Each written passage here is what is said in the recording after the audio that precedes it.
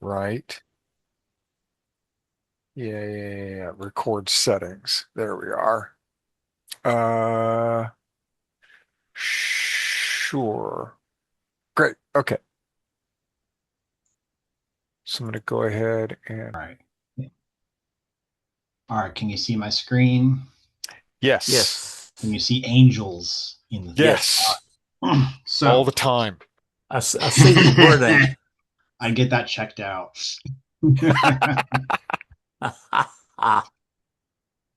Reminds me of like the Looney Tunes or something where you got the angels around the guy's head whenever he gets bumped That's right. or That's what something, it right? is. Yeah. Okay. I bumped my head.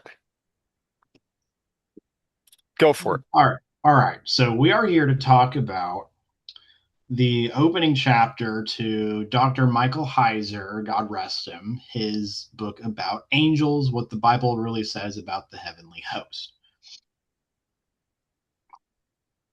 Yay.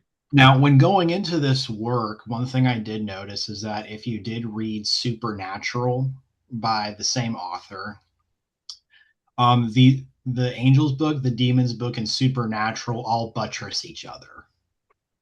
So some of the content may be regurgitated, but then there's also other different insights, I guess, because Mike wanted to sit and focus on a particular aspect of it. But all three books sort of talk to each other, if you can understand that. Hmm.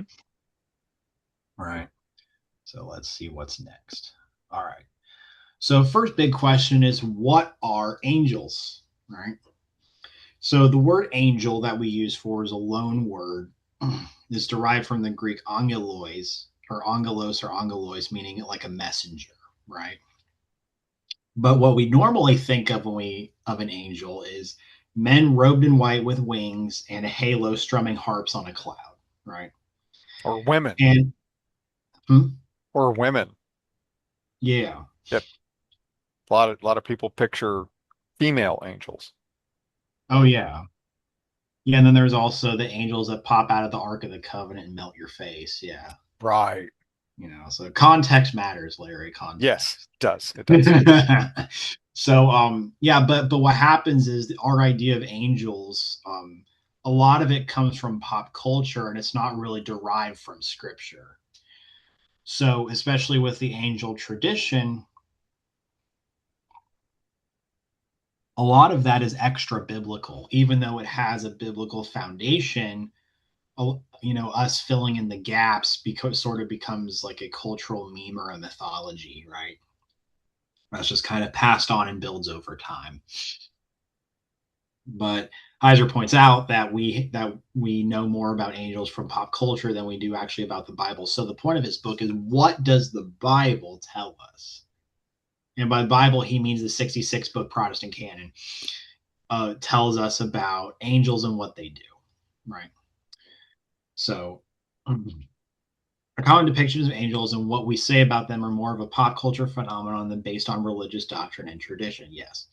Now, Christian media either criticizes Hollywood depictions as demonic or mines the current media output for Christian themes, but they also don't talk about angels either.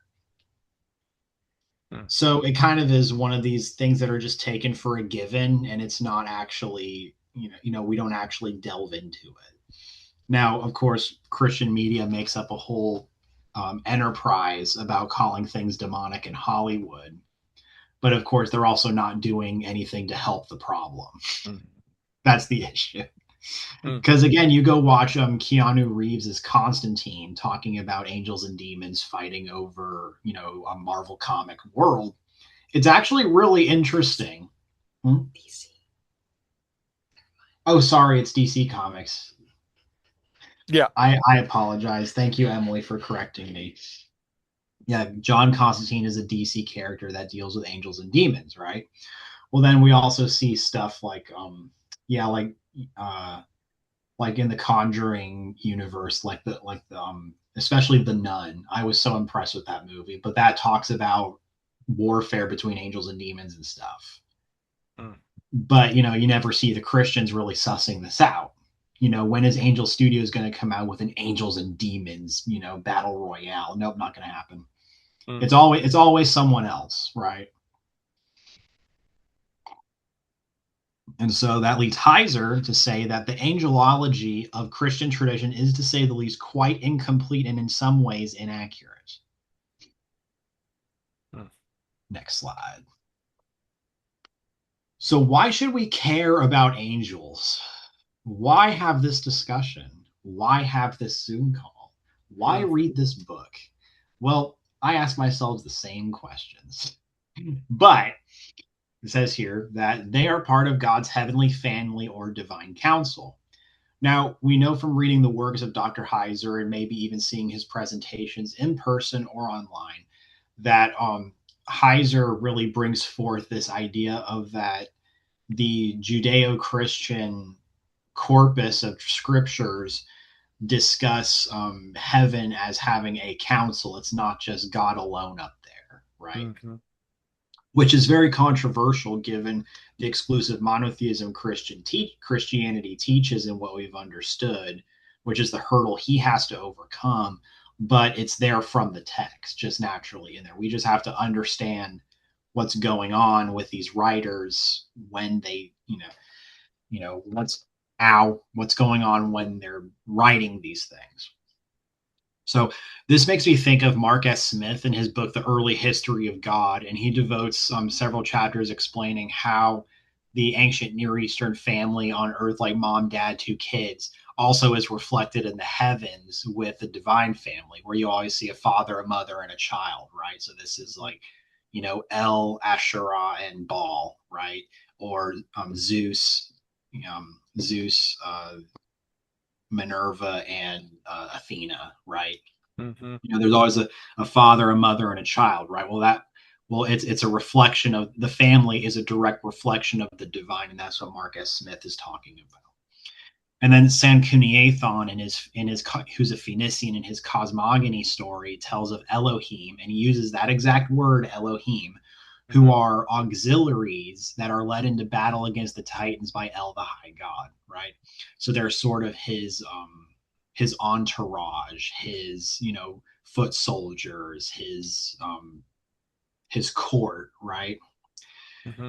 And so what happens is these angels are put into that type of relationship with Yahweh in the text of the Bible. And this is what Heiser is about to go and discuss for us. Says God's supernatural family is a theological template for understanding God's relationship to his human family of believers and our greater importance compared to them. Learning what the Bible says about angels ultimately is tied to thinking well about how God thinks about us. What God wants us to know about angels contributes to our eternal perspective. Next slide. So before we delve and we go into what angels are, what they do, we have to understand that there are many terms for those in the heavenly hierarchy, terms that describe nature, what they are, status, rank relative to each other in God, and function, what they do in their purpose, right? So, why should we care about angels? Because the knowledge of God's heavenly host helps us think more clearly about our status, purpose, and our function or our destiny. That's why, right? So, he's tying what we're doing here to what angels are doing here also, as they also reflect God and do as God says, right? Because Heiser goes on and talks about how angels are imagers of God as well as we are, be citing that Genesis 1 verse, yeah, let us make man. God's talking to his heavenly council, and the other us has to be the angels that's helping God create material reality, right? So yeah, so we are a reflection of God, and so are angels. Moving on. It does remind me that uh, Qumran thought that along the same lines that they were in concert with a heavenly host, that they were the earthly expression of a similar expression going on in the heavenly realm. Yeah, and that's why apocalyptic literature is so handy, right? Right. Um, So the idea that, because it's this old principle, like Hermeticism teaches this, like the as above and the so below. It's like what goes on down here is reflected in the heavens and vice versa, right? Yep. So there's kind of a balance of what goes on. And so if our purpose is to image God, then the heavenlies is also has a purpose to image God, right? There's Yep. always kind of a one for one, right? It's Right. not necessarily Platonism, Yep. although Platonism can work with it, with the two realities, right? But of course, with the two realities, you have one that's the true reality, which is the ideal or the noetic, and then you have the reflected reality, which is the aesthetic. Yep. Yeah, right. So, yeah, but it's just kind of fascinating because it's kind of a time, you can't really put a date on that idea. It's just kind of timeless, really, which is fascinating. But anyway, back to our point here. So we are Toots for God. So Larry Ricks, which you can pick up at store.larryricks.com or something. What's your website? No, it's just Amazon. One of the shirts that I created. It's my favorite shirt, by the way. I wear it all the time. Mowing the grass in the shower on the. No, You must love that shirt. I love this shirt. Susie has a shirt too, and we wear it together when we go out sometimes. Oh, that's nice. We are That's so we are toots for God. excellent. Right. So our own Larry Ricks, he found this Egyptian hieroglyphic term pronounced toot, which means an image bearer, Yep. right? Yep. And you can pick up his shirts at his Amazon.com along with his other books. Right. Now the idea of imaging sort of means that you reflect a notion higher than yourself, right? And Yep. so, and he brings this from Genesis 1:26. Let us make mankind in our image, right? It says the plural language of Genesis 1:26 intentionally connects humanity, God, and the members of the heavenly host with respect to an important biblical concept, imaging God. Now, to image is to be a living representation of something beyond yourself. This underlies the doctrine of icons, where Adam is called an icon of God, which we see in the Septuagint version of Genesis 1:26. Mm. So that's where we get the word icon from. And then ultimately, we share this imaging job with angelic creatures in the cosmos. Now, important thing about being an icon or a toot or an image bearer is that when you see the Eastern Orthodox venerate icons, they're venerating what the icon represents, not the picture itself. Mm-hmm. And that's something that the ancient Jews and the Christians just could not understand. Mm. Is that like even like the worship of the golden calf, right? Is that the point is that was a depiction of Yahweh. But if you notice in the text, they made the golden calf in ignorance. And then Aaron says, tomorrow we will have a feast of Yahweh, Mm-hmm. right? Mm-hmm. Well, Yahweh was being represented with El imagery of the golden calf, right? And Yahweh says, no, I am not represented by a golden calf. Don't do that. Mm-hmm. So yes, but what happens is that what we miss the point is that, oh well, they're bowing down and worshiping a statue. Is that's not at all what's going on. They're worshiping what is beyond the statue. The statue is just a representation to make it human to us, to make it relatable, Mm-hmm. right? Mm-hmm. Because when the ancient Near East, they saw the symbol of a bull that represented strength, that represented might, because bulls were also, well, one, they were strong beasts, but also they're the ones that are plowing your fields. They're the ones that are you know hauling wagons and things. They're a burden animal. Mm-hmm. So in their context, what a fitting explanation of their god El to be the strong one, or even El, because El also could mean mighty one in a translation. Mm-hmm. Is that their high god El, represented by a bull, and even in the literature from Ugare, he's called the bull El, Mm-hmm. right? Or even, being depicted with bull horns, right? That was a symbol of strength, right? So again, we gotta, We got to understand our terms here, because what happens is, where this translates to is that if God is not represented by a physical picture, right, then he's just entirely ideal. But what happens is, in the Bible, what I understand from this is that humanity itself is the icon of Yahweh, Hmm. right? So that's where it says, be the image bearers. Is that us walking around is the representation of Yahweh. That's where that so that's that imaging concept. Hmm. So sometimes it kind of gets lost in the image, it gets lost in the weeds, because they just say imaging God, imaging God, imaging God. Like, what does that mean? Hmm. Before it becomes a platitude, right? It's like, we should image God. Oh, that's so great. No, there's a specific meaning behind that. Is Hmm. that we are a walking reflection of the divine. That's what that is. So, next slide.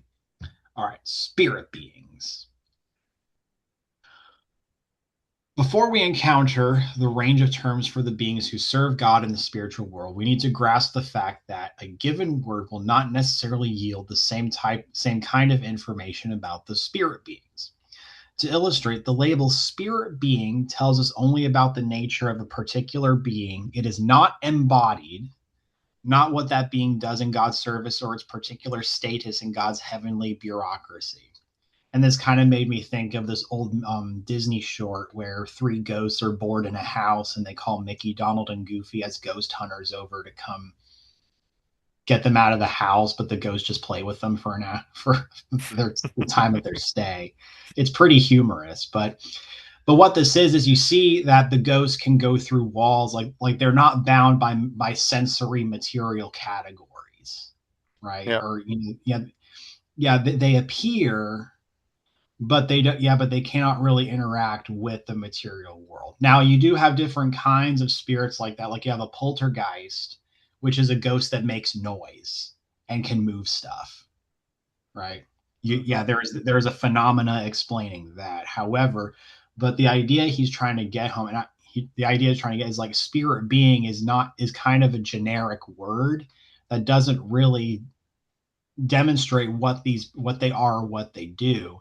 But the idea is that they don't possess a body. They are immaterial, right?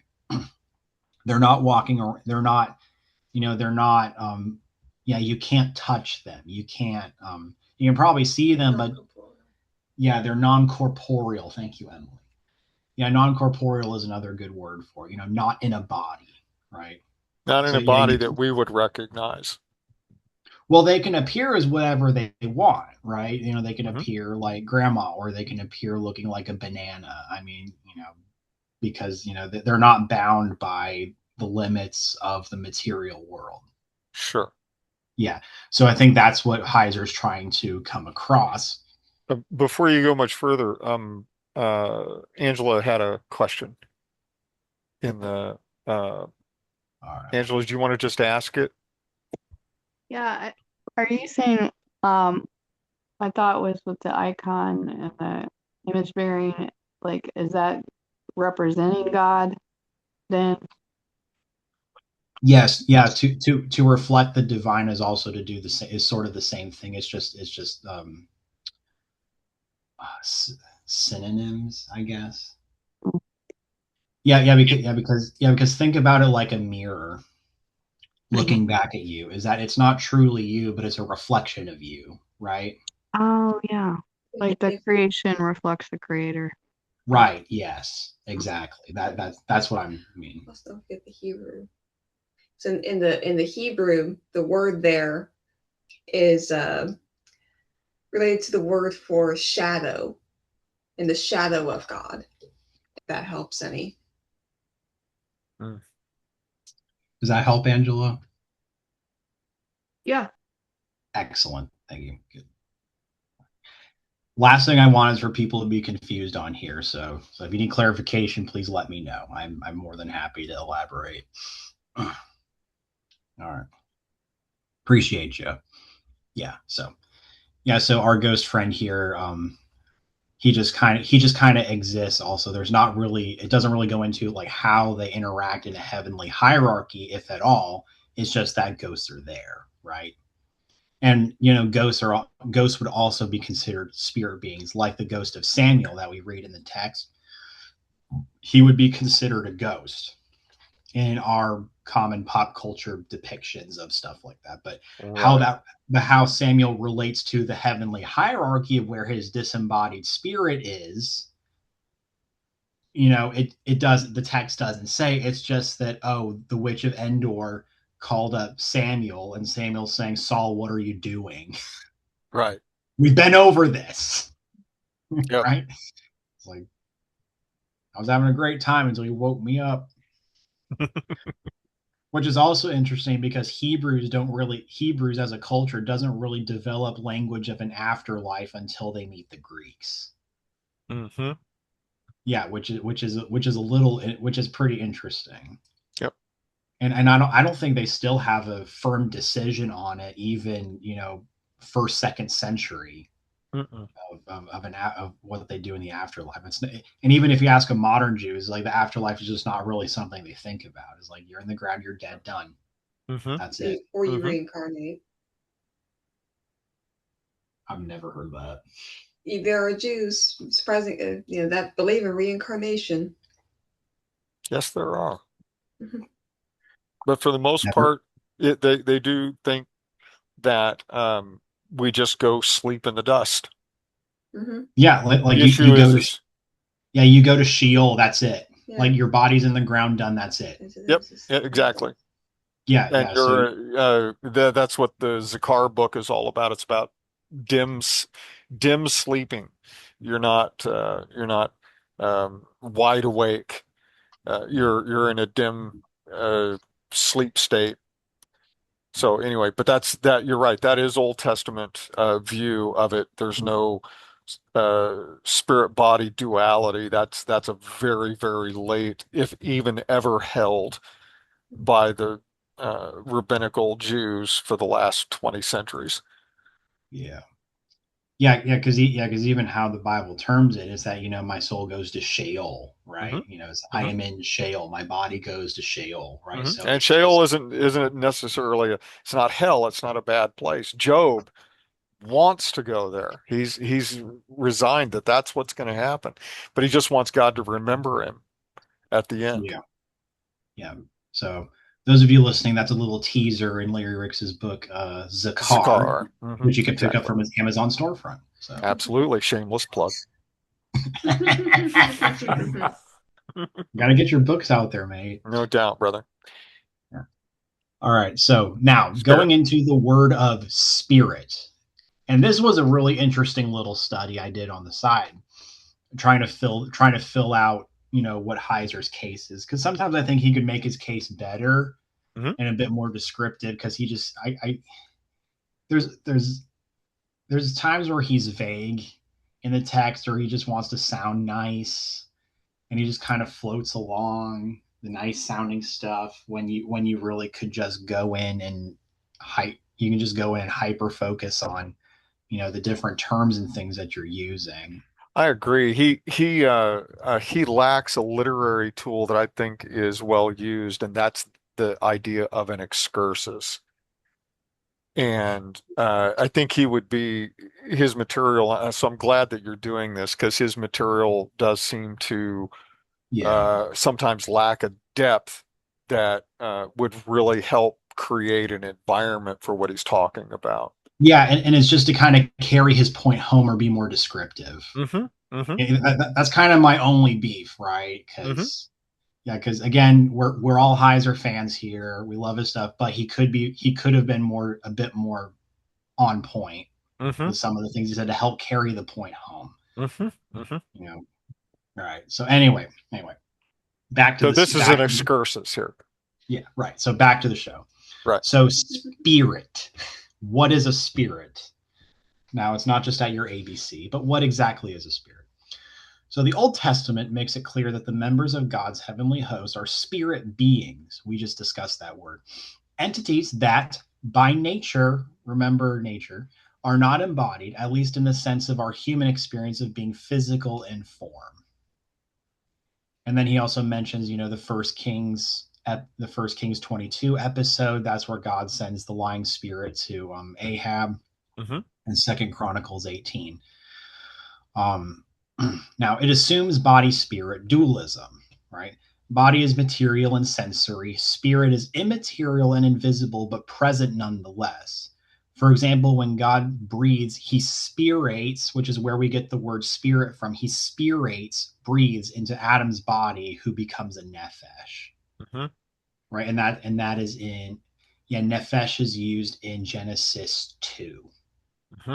Yes, right. So now drawing from Gesenius, Hebrew lectionary or Hebrew lexicon, the Hebrew root ruah is pertaining to breath, breathing, air, or wind. So it's a right. So when God's breath hovered over the face of the waters, he's breathing reality. He's breathing material reality into existence. Right. He revved up his blower, and he's blowing the chaos into orderly things, if you can imagine it that way. If you're going to right? take the Walton view, yes, he's taking chaos and bringing it into order. Yeah, it's chaos conf, but he does it through breath, and this Yes. is what's interesting about the setup we get in John for logos, right?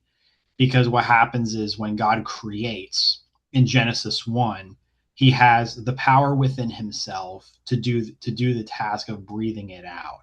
He has the mind, the wisdom of what to do or say, right?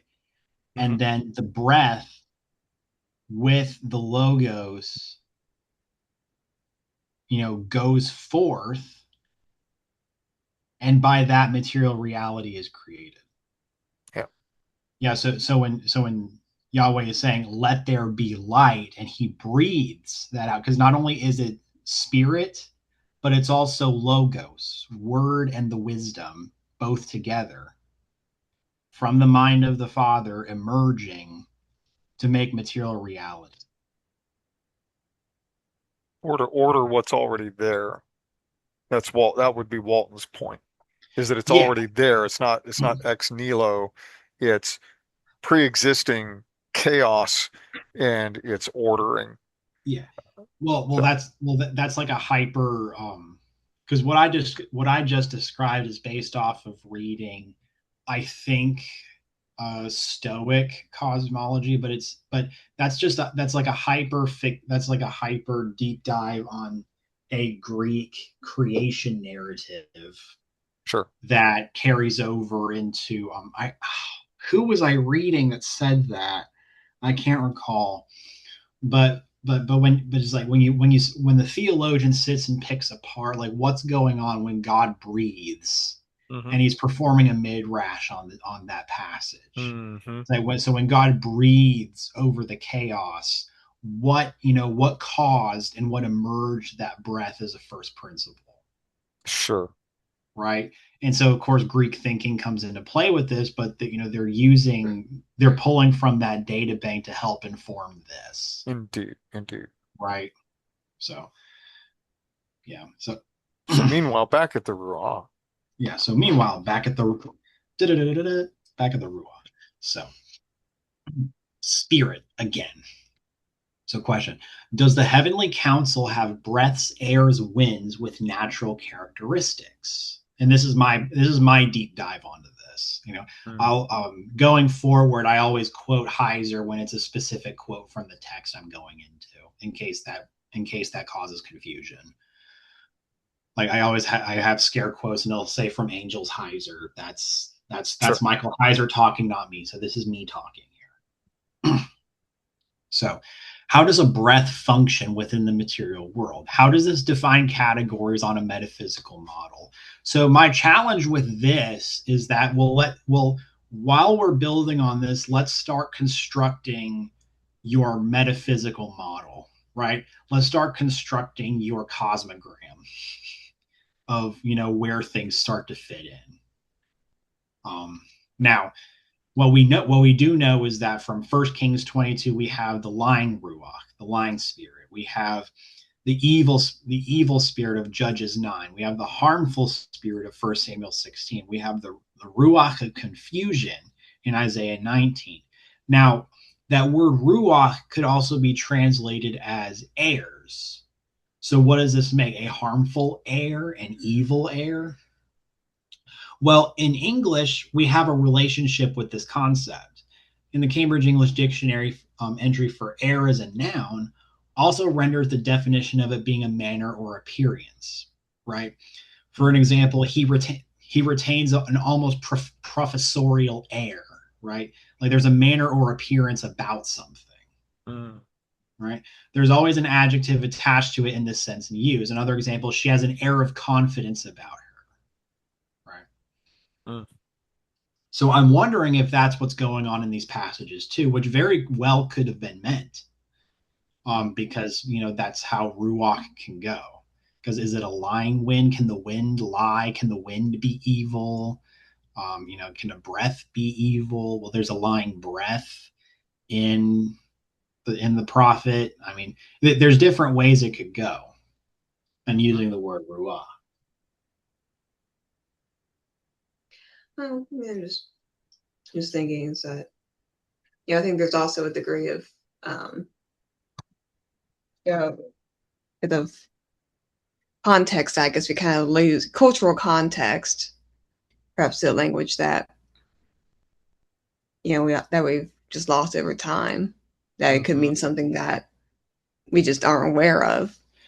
Yeah, because the meaning of the Hebrew text was not really fixed until we get to the Masoretes, or even before that with the Septuagint when it comes into Greek and they have to pick a definition of a word, right? Yeah, which of course is why it's really, really outstanding in the last 200 years to have tens of thousands of cuneiform tablets that help give us a window that is fixed some, 4,000 years ago, so that we can kind of triangulate with the worldview at the time. Mm-hmm. Yeah, because even when you're working with all consonants in the language and there is no vowels, it's that, well, what, like and this is what I keep bringing up J.D. Audlin, but he does these studies where he bring one of his main points is that the Hebrew text that we read here could have 5 different meanings to it. Depending upon how you point it. Yeah, depending on the Nakud, depending on the context of the passage and what's being trying to communicate here. Because with it, you could put any different Nakud in there and it will have a different meaning. But Hebrew is normally not written with a Nakud. So you have to trust the rabbi, who is the custodian of the oral tradition, which is where oral Torah comes from, to understand and interpret the Torah correctly to you. So one, that secures the power of the priests on the text, but 2, seriously, thank goodness for the Septuagint, or we wouldn't have a fixed meaning of the words in a particular place. But we have to trust the oral tradition, right? Yeah, and of course, the rabbis pass the knowledge on from generation to generation. They write all the books, and they know what's going on, and they're able to communicate that to their students. But at the same time, it's like, what if the passage doesn't mean this, but it actually means this if we just swap the Nakud here? I mean, same thing with the word Yahweh. It's that, well, we're inserting the vowel points from Elohim, to have it make the sound, right? Yeah. It's like, well, that's not what the actual tetragrammaton originally is in Hebrew, right? Yeah. But then when we go to the Septuagint, in a passage where the tetragrammaton is used, it pronounces the initials Iao, Yoda, Alpha, Omega. And so Well, that's where the divine name is preserved after all this time, which is well, pretty fascinating. thankfully we have a number of uh, avenues of and fields of data to pull from, not the least of which, of course, is how the Lord Himself uses um, Scripture to Yes. help illuminate it. Yeah. So again, it's not like everything is absolutely lost, but it does mean that it's far more complicated and far more nuanced than a fifth grade education will yield. You got to go further. Well, yeah, well, this is why wisdom teachers are so valuable because, with their wisdom, they can illuminate these hidden things for us. So they're no longer in the darkness where we can't see, but they're enlightened. And it enlighten yeah, we get enlightened and we can, and then all the dark things now are in the light, so they're no longer hidden. Yeah.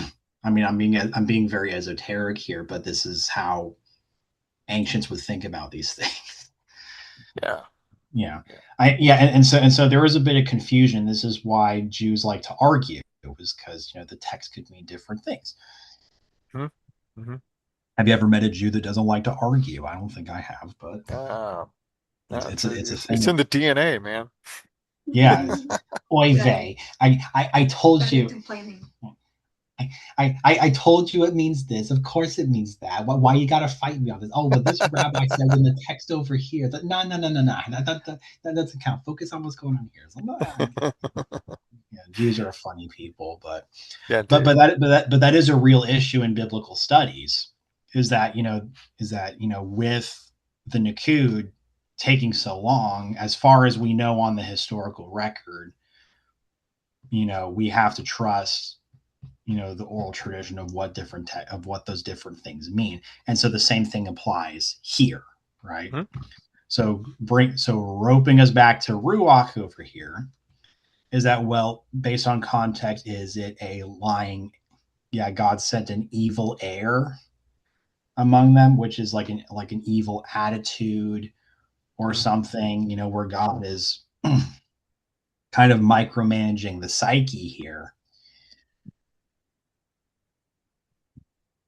of the lying prophets, or I'm going to send a harmful heir, so it could go those different ways, right? And Hmm. so we see this relationship with the Hebrew text, but also, if we were to interpret ruach as an heir, as a descriptive heir, as this heir has a characteristic about itself, we actually do have a relationship for that in English, is the ultimate point. Right. Right. Right. Which kind of changes the meaning of the text, because Heiser goes on and says that this absolutely cannot just mean abstractions in nature. It has to be a a spirit being, right? It has to be an Elohim. Like there's a Mm. lying Elohim, there's a Ruach Elohim, because the Ruach directly translates to a heavenly spirit being, right? Sure. It's it's getting a little difficult to find a neutral word for all of this, but Yep. but he's going to try to make the point here that these heirs absolutely have to be Elohim. Mm. So, in each of these passages, a spirit, ruah, is sent from God, and that spirit affects an individual or group in an adverse way. Are these descriptions best understood as God in some way affecting the internal state of mind of the individuals in view, or dispatching an unembodied entity to affect behavior? One could easily conclude, based on the usage of ruach to describe a person's thoughts, feelings, and decisions, that the latter perspective makes sense, which is he's dispatching an unembodied entity to affect behavior. Why? It says, however, in light of 1 Kings 22, which uses quite similar language to that found in these passages, it is at least possible that unembodied divine spirits in the service of Yahweh are in view. Right? Right. And then his big hinge point is here in Psalm 104, where he makes his messengers malachim winds, ruot, and his ministers a flaming fire. He'll point to this passage and say, "This is my hinge point. Like this is my one-to-one, Da Vinci Code thing Hmm. that makes the yeah. So Angels, the root, angels are winds. yes, that's the connection he makes using Psalm 104. This is one of his big proof texts. Mm. So now what we do is we take Psalm 104 and we go back to all of these ruach and say, oh, it's a lying malach. It's an evil malach. It's a harmful malach. It's a malach of confusion, Mm. right? Am I making sense? Hmm. Okay. Yeah. So a bridge of correlation is now constructed between malachim and ruot. Heiser links the two and now regards these terms as interchangeable. Mm. So air, breath, wind will just equal spirits or messengers of Yahweh, right? So Heiser explained these other interpretations of it. It's so from the ESV commentary, its translation effectively has God poetically making the winds his messengers. Mm. Easy enough, right?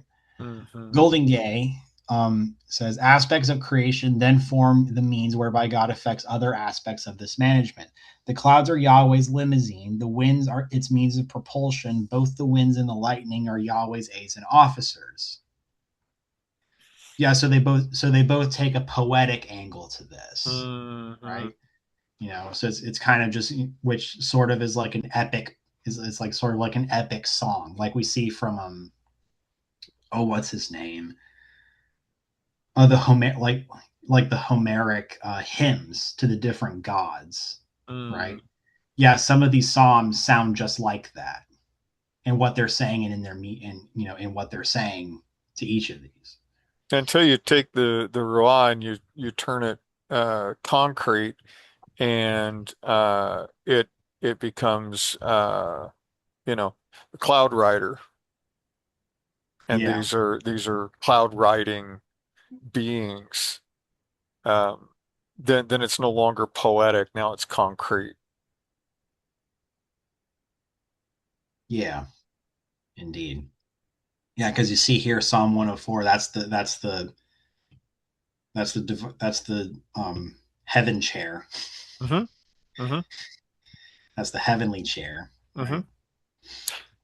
Yeah, that's the from the what was the Inanna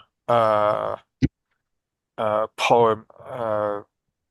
Gosh, now I can't think of it off the top of my head, but Yeah, it's when she's she still takes the throne for a joyride, right? exactly, Yeah, exactly. Uh-huh. yeah, Yep. yeah. So you could see this is fully couched in ancient Near Eastern theology. Hmm. Yeah, you know, so but what's interesting is that also allows us to draw parallels because if all these Canaanite faiths sort of share a same similar context and imagery and poet style of talking about their gods, and Yahweh is one of them, that can help us rebuild the ancient Near East mind, which is what Heiser and Walton is trying to get us to do. Hmm. To help understand the Old Testament, because the Hmm. Old Testament is written in that context of ancient Near Eastern theology. Hmm. And this is how the ancient Near East talks about gods and talks about how the world works and things like Hmm. that. So that's a big concept to understand. Yeah, the English translation of the Inanna is the sky boats, Yeah. and they're very physical. Yeah. They're not just allegories or poetry. They're physical, concrete things. At least to those people, they are. Mm-hmm. But you can certainly see it there in Psalm 104. But Yeah. Yeah, because there's also a passage in the Nordic stuff talking about how like the world is built out of Ymir's skull, right? But it's not uh-huh. it's it's meant to be, you know, sort of poetic and carry a deeper meaning instead of like it's a physical skull that the world is built on. It's like, well, that's pretty metal. Well, that's pretty metal. There's a greater point being communicated here. Uh, Anyway, back to this. yeah. And then because of Golden Gay, this odd guy, not ODD but AUDE is a surname. Yeah.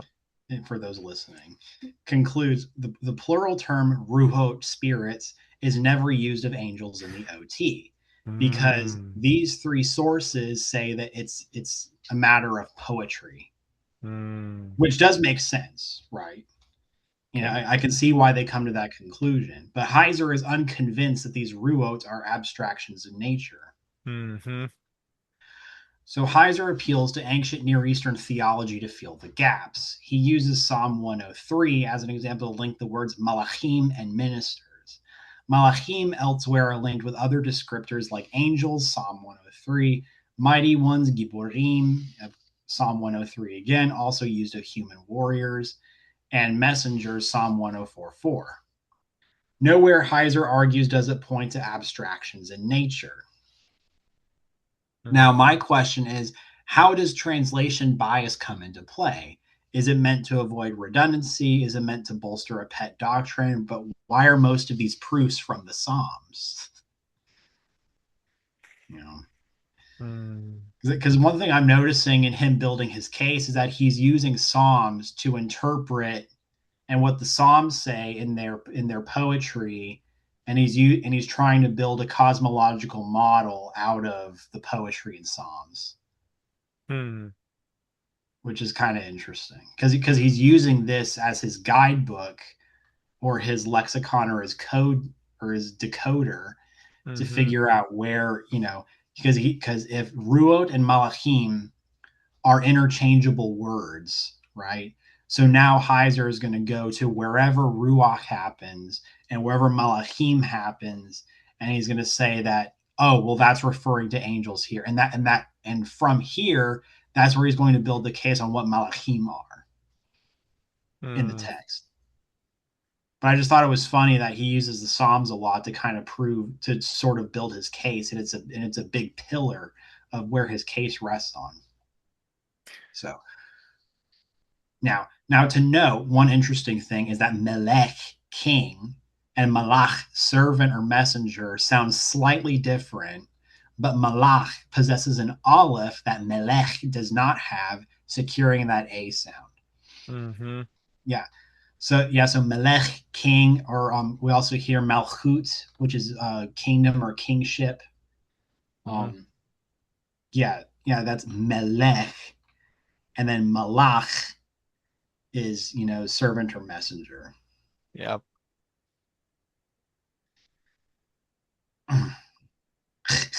I gotta get my on for Hebrew. I don't know. Do I sound right? It does. I get it. Work up some more phlegm there.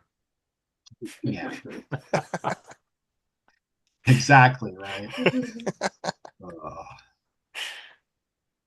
Now, Heiser, quoting Miller, points out that Baal Cycle mentions minister spirits. Now, Heiser shortchanges us, and he actually uses like a small quote from this. But I went and looked up the Baal Cycle and pulled up the context of the passage, so we can get a full, bigger picture of what Heiser is trying to do here.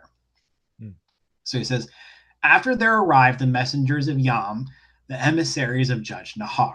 At the feet of El, they do not fall. They do not prostrate themselves before the convocation of the assembly. Note that term. That's Psalm 82 term. Arise, for they declare their information. A fire, two fires, he sees a burnished sword. Remember that. They say to the bull, his father El, the message of Yam, your lord of your master, Judge Nahar. Give up, O gods, him who ye harbor, him who the multitudes harbor. Give up Baal and his partisans, Dagon's son, so that I may inherit his gold. But Heiser wants us to focus on a fire, two fires, he sees a burnished sword, right? So burnished sword, we can easily translate that to the angel of Genesis, the cherubim at Genesis 3, right? And then a fire, two fires, and then he links a fire, two fires to that verse where his ministers are winds and his Oh, spirits of flame. flames of, yeah, yep. Yeah. So he focuses on right here. It's like, oh, see, this is, servants of the heavenly council. So, and so that goes in and and supposedly that was where, it's talking to the Psalms where he's pulling up this thing and see, oh, well, the fires of God are actually angels because the Baal Cycle said so. As these minister spirits of Baal have direct parallel to what we read about Yahweh in Psalm 104. Now, the question I have is, are they the same? How do ministers of Baal and or Yahweh relate? Same culture, same cosmology? Did temple scribes borrow from this tradition, or is it the other way around? Yeah. Kind of makes you think. But Given yeah, but that in field Psalm of 104, information, right. yeah, Right. you're looking at it, suddenly one can start asking uh, quite a number of questions, actually. Yes, And indeed. none of them necessarily land on that conclusion. They don't have to. Yeah. Yeah, I'd want something to triangulate that rather than just, oh, here's my snippet of text, and oh, by the way, agree with my conclusion while you're at it. I wish, Larry. I so wish. I would I've got questions that want to be answered suddenly before I run all down the you gotta road do with is it. just say I'm correct. It's that easy. You don't have to Yeah, fight I know. it. I'm yanking your chain. I know you are. Yeah. Yeah, But the point in question is back to this Psalm 104 pick apart, right? Where he right. makes his messengers malachim, winds, ruot, and his ministers are a flaming fire. So he's linking that passage in the Baal cycle to this verse right here to link the ministers of flaming fire, the winds, and the malachim are all talking about the same thing, which are malachim, which are angels, and this is how we're going to go forward explaining what the angels are, what they do, and what they mean in a heavenly cosmology. I'm going to wrap up in about 5 minutes, but do you have any questions before I move to our last slide for the day? Nope. All right. Shemayim. So we're gonna go to a different word. So in this chapter, Heiser goes and picks apart all these different words and elaborates in detail how they all relate to help build his case, how they relate to different types. I'm just gonna say angels, guys, so you know what I mean. Right. Of different angels, of different types of angels, and how they're described in the text, right? So he's gonna take all that data and then pull it together and then spit out a cosmology of how angels, what they are, what they do, and what why they're here. Right. So Right. Shemayim is a Hebrew word indicating the visible sky or the heavenlies. See Genesis 1:8, Deuteronomy 4 or 33. Also refers to God's dwelling place, which is in Psalm 115 and Isaiah 66. Now note, Gesenius helps with the definitions to kind of break apart this word, but this is my speculation on this. This isn't set in stone. You are Right. free to disagree with me, and I'm not married to this, but I just think it's an interesting idea. So you have the word Shema, not to be confused with Shema, which means to hear and do, like we get in Deuteronomy 6, Shema Israel. Yeah, that two Mm-hmm. totally different words, Mm-hmm. right? Mm-hmm. But Shama refers to height, and Mayim refers to water. See Genesis 1:2, which would literally plug if you take apart Shemayim and you plug them together, Mm-hmm. it will literally mean the high waters, Mm-hmm. which I thought was interesting. This is an interesting little concept because when he Absolutely. says, Bereshit bara Elohim hashemayim ve'et haaretz, in the beginning, or when God began to create, the high waters and the earth. Mm-hmm. And that high waters ties directly to the chaos Kampf that we read further in the passage. Correct. Yeah, but you're free to disagree with me on that. It's just a thought, just an idea. If you like it, you don't have to like it. You could send me hate mail, all that. No, actually, it's quite sensible, Right. given the dome language that is there, which is a governing structure. Yeah. That this is God, the whole thing being the inaugurating the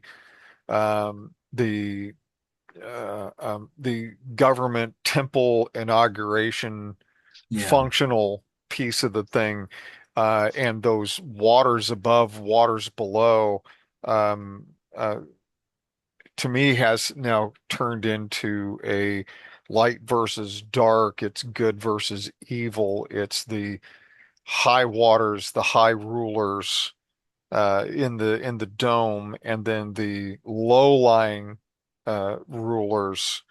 And I haven't really studied it out to come to any sensible conclusion about it all, except to say that it's not, clouds up in the sky. There's something, the gods are in the sky from an ancient Near Eastern point of view. They're sky gods. They're not earth. Earth is man.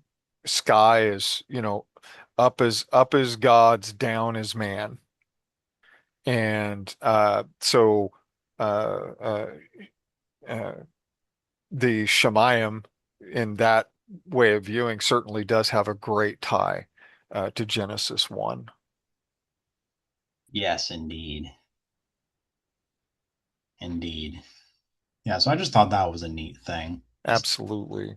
Now, so the New English translation in Masoretic of Psalm 89, 5 through 7. I know Heiser likes to push his Lexham Bible, but I'm gonna, because what happens is I also picked out the words he's using to sort of show what's going on here as he tries to do this.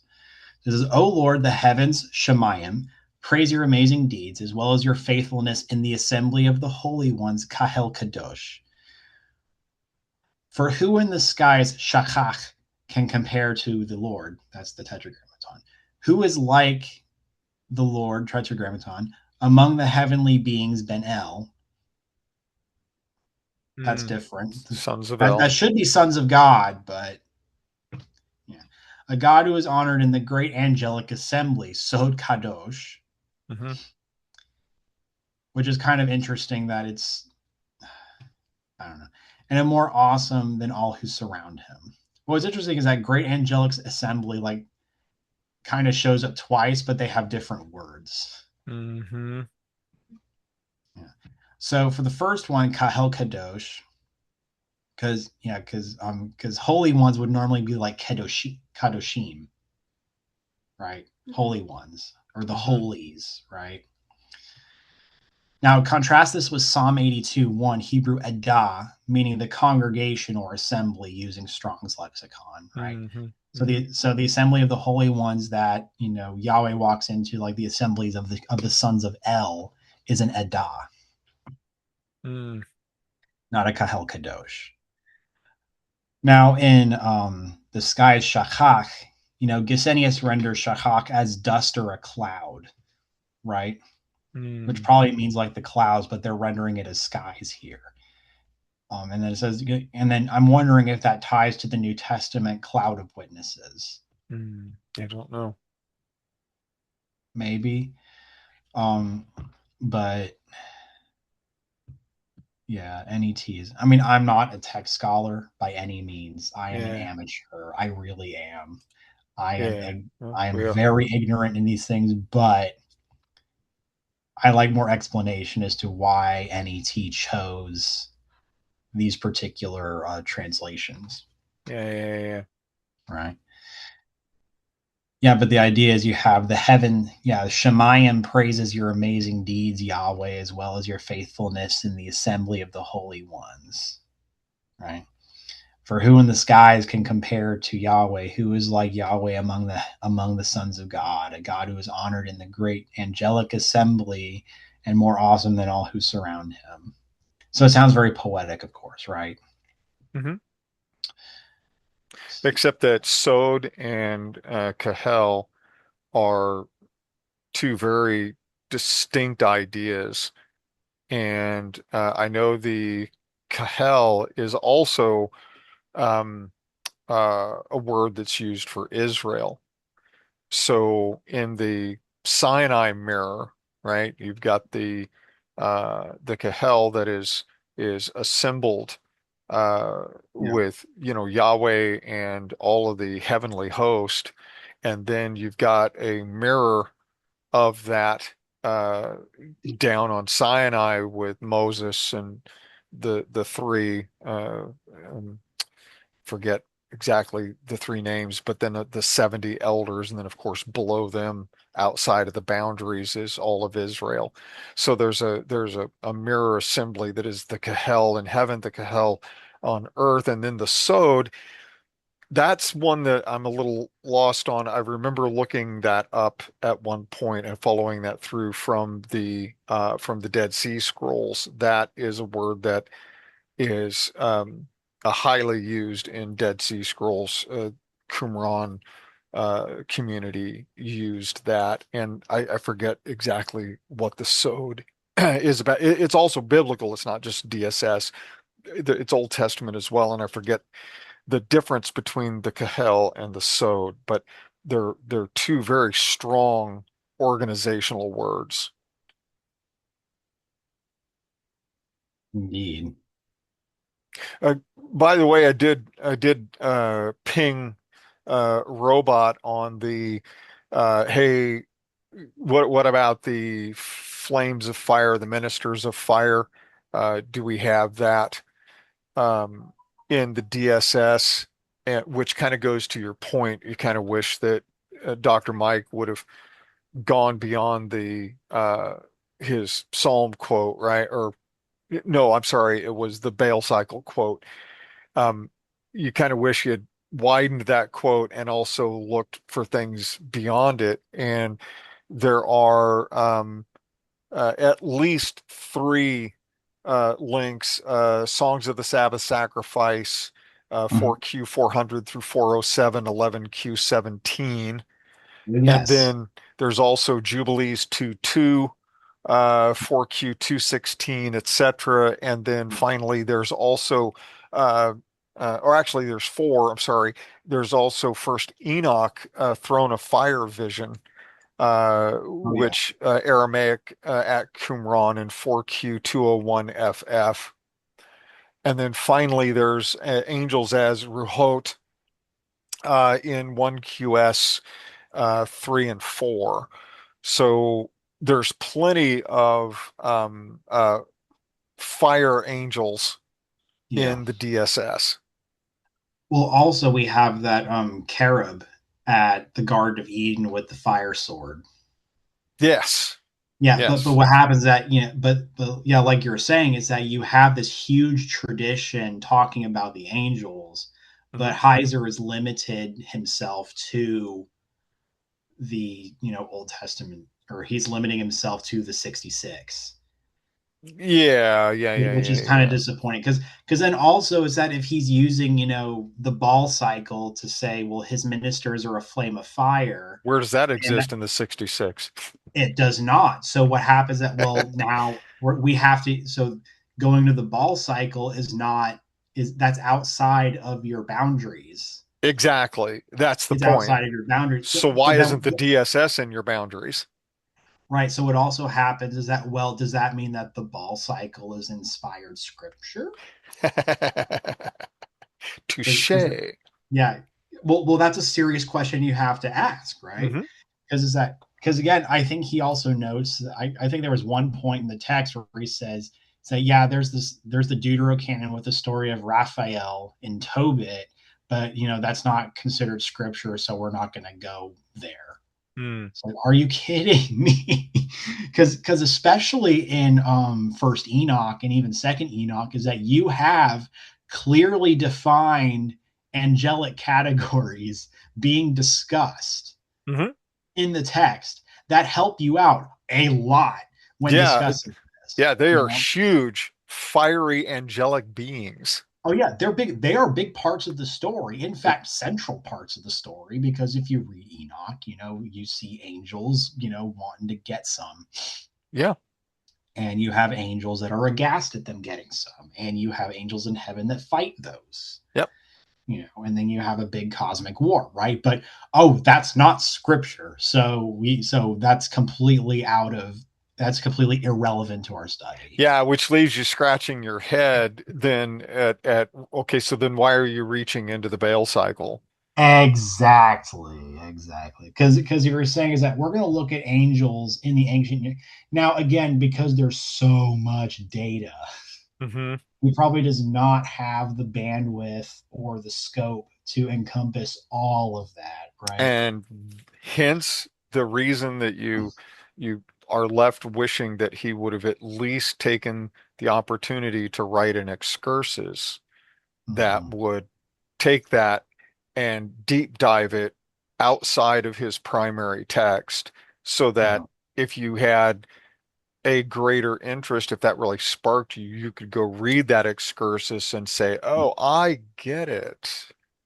Well, because also Heiser has a lot to say on Dead Sea Scroll and ancient Near Eastern stuff. Yeah, Is that is that's that his wheelhouse. is that it's like why not expand your purview? Yeah, yeah. Because I've seen his presentations where he brings up Jubilees, he brings up DSS, he brings up the Enoch stuff. Is that Hmm. well with like even if we limit it to not just the text of scripture but the Jewish tradition Hmm. of what's going on, and we can incorporate the Essene stuff or the solar calendar guys stuff, right? It's like Yeah. that helps construct your angelology because what he's doing is he's going to a time where all of that was not even discussed yet. Yeah. Apparently in earnest, right? Like actually sitting down and dealing with what the hierarchy entails, and he's trying to construct a cosmology without probably realizing or coming to terms with that the angelic tradition is later than you want it to be. Hmm. It developed further down the line. And that we have now even with Testament of Solomon, Mm. you have angels being talked about. Hmm. It's not just demons because some of the demons that Solomon talks to it says that they are frustrated or I am repelled by the angel that does this or the Hmm. angel that is tied to this, right? Mm. And so but a lot of it is speculative and it's kind of just here you go. It's not like Dionysus the Areopagite where he sits or right, is it him or John Damascene? But it's from the 6th century when he talks about like the heavenly hierarchy, and he actually sits down and he goes into in depth in detail on there are these kinds of angels that we get from the New Testament, and this angel does this and this angel does this, and here's the diagram and how they all fit into the heavenly hierarchy. Like actually sit and deal with it, Yeah. right? Yeah. So Angela makes a great point that Heiser's book is a wide audience, limited scope, and there's an editorial process that may be involved of, somebody together on an editorial team maybe saying, "Hey, trim some of this out." He may have actually written more, and I think that's a decent point. And also, then she mentions the Naked Bible podcast, that there's plenty of data that is there as well. So, um, correct, yes, so, but I think yeah, one of the points that we can perhaps land on is that um, stepping, bringing the adjacent materials to the Baal cycle and linking that back. What was it, Psalm 104 that we were talking about? Uh, yeah. that there's plenty of material to bring aboard that solidifies the whole fiery angel uh, uh, idea.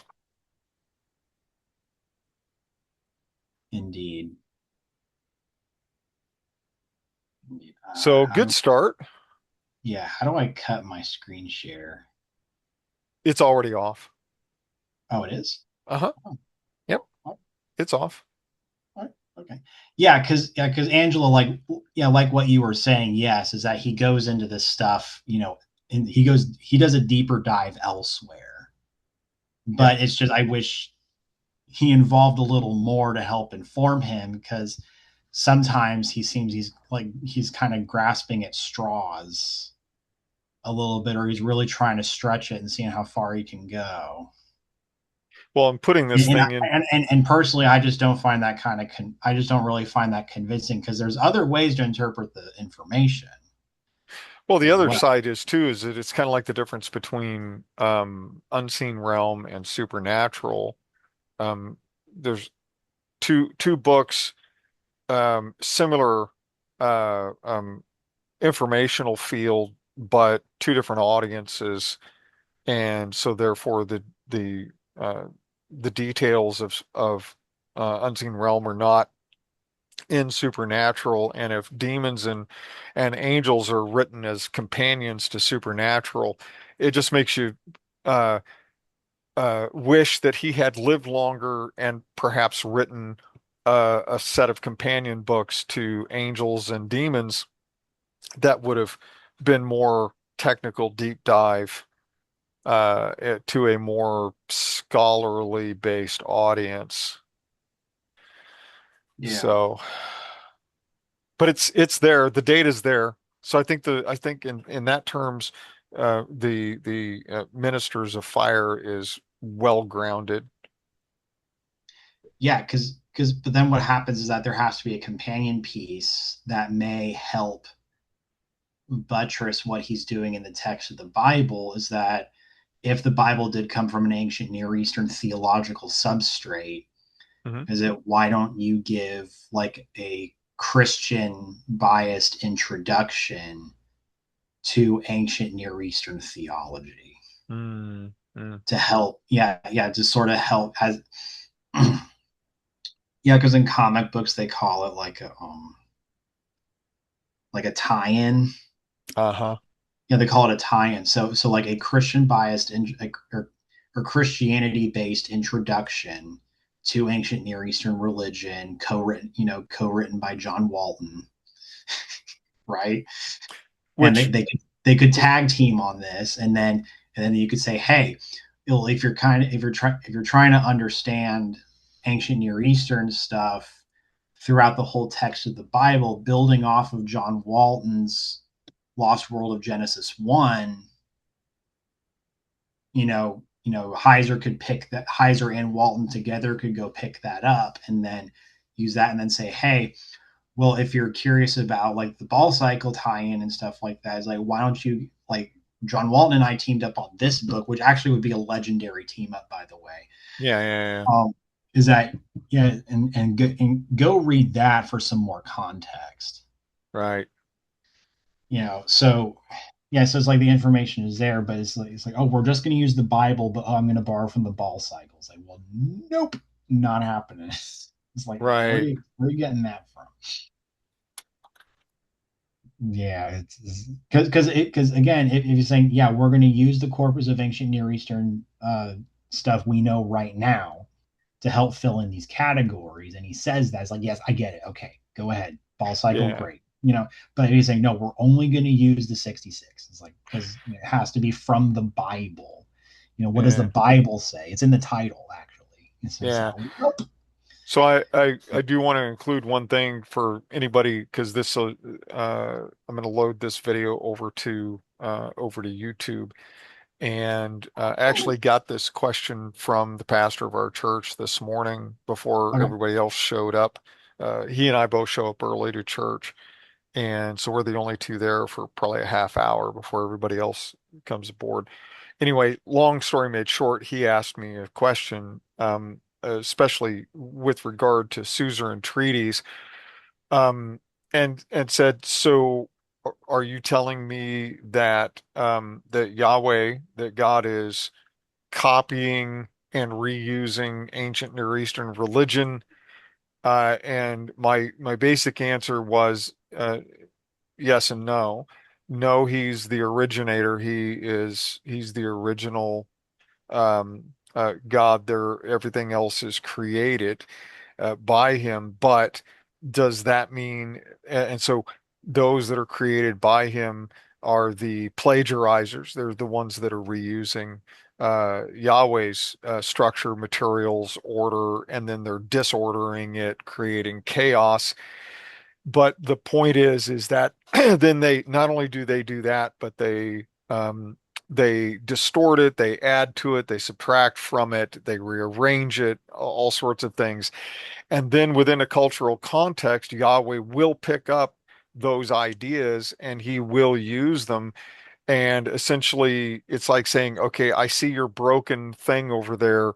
Here, let me take that back from you, beat it back into right order that fits the context of the society worldview and understanding of the time, and let me apply it in a way that is righteous and ordered. So, and I told him that's demonstrable all over the place, including, for example, that the tabernacle is almost a one for one with some changes, mods, additions to Pharaoh's war tent. And so Moses or Yahweh uses Pharaoh's war tent, takes it, repurposes, reconstructs, bangs the kinks out of it, makes it right for the purpose of the time. Certainly, Moses, who understands exactly what that pharaonic war tent is all about, but takes it, turns it into the tabernacle, and this is now Yahweh's war tent, carrying Israel through 40 years of the wilderness. So, does that mean that Yahweh is copying the pagans and by extension that Yahweh's just an ancient Near Eastern concoction? No, that's not what that means. So for anybody who's listening downstream, what I'm going to say is that nothing that we're saying here takes originality away from Yahweh.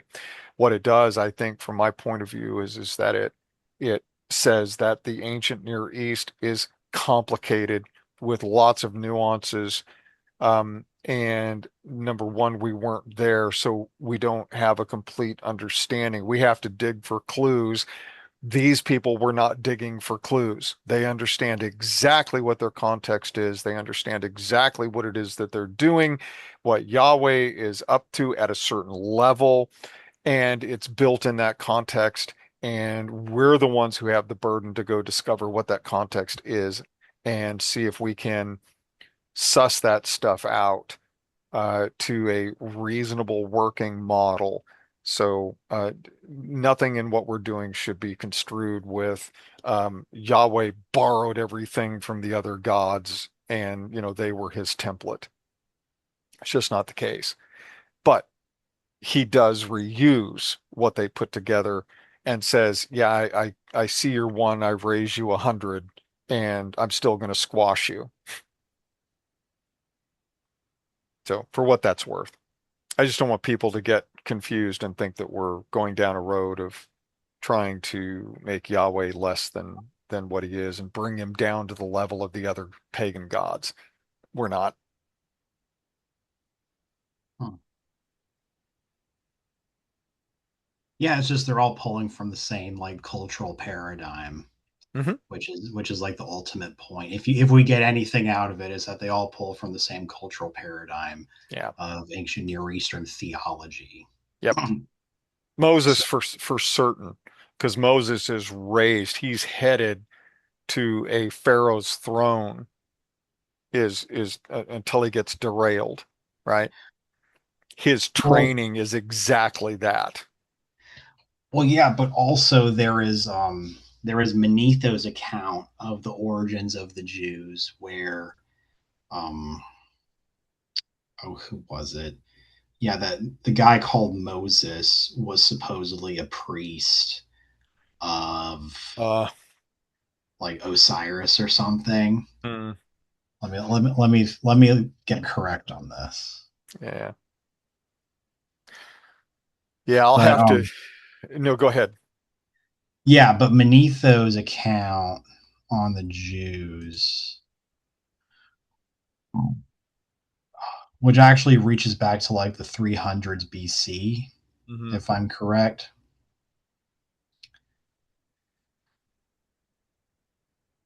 Yeah, we actually should do a talk on that because it's pretty important. Yeah, I'll have to at some point along the trail. I've got a line on a guy who's done at least some level of scholarly study into Moses and the whole story of Moses in a basket and being, Mm, raised by the queen and, blah, blah, blah.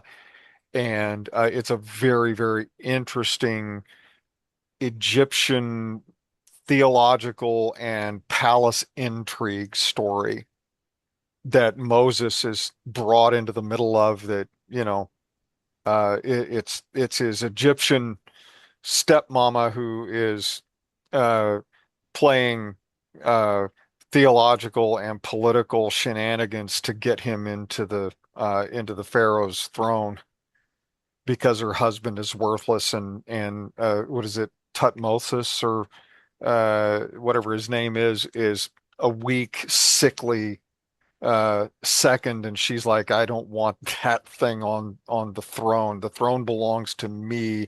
My husband is just a wannabe who's borrowing it.